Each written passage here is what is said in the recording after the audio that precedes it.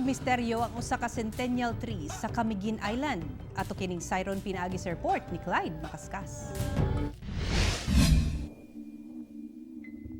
Sa sudlunong bahin sa sitio Maslog, Barangay Poblasyon sa Mambahaw, Camiguin Island, makita ang himsog nga pili tree.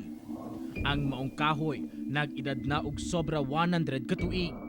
Doon na kinikitason nga 18 meters o ground diameter nga 29 meters. Sanglit centennial tree kini, protektado sa DNR ang maong kahoy nga gitanom kaniadto pang 1888 ni Don Carlos Zamora Corrales. Sabay sa pagtanom ni ini ang pagkatukod sab sa ilang panimalay duol sa kahoy. Nga hangtod sab karon nagbarog pa human nakasurvive sa pagbuto sa Mount Hibok-Hibok sa tuig 1948 ug 1951. Ang himsog nga kahoy nga nahimong usa sa mga atraksyon sa Camiguin, usasab sa ginakadlukan pag mosalop na ang adlaw. Daghan na gid ang mga kuan diha, mga white lady, ulakaw diha.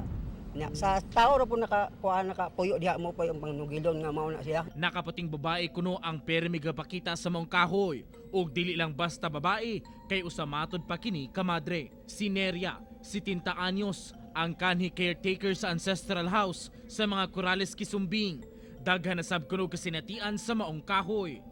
Gani sa iyang pagbutyag, dili lang basta madre kundi doon na pay laing elemento ang iyang nabati dinhi. Nagdagan-dagan man ko kay mag-CR ko.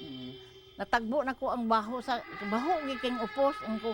Padaplin kay murag mato ko CR. nagdali ko. Pila pa edad ni mo ato? Karon ani bag-o. Naingon man sila kon upos agta kuno na naa. Taliwala sa mga hadlok nga storya o kasinatian dinhi a.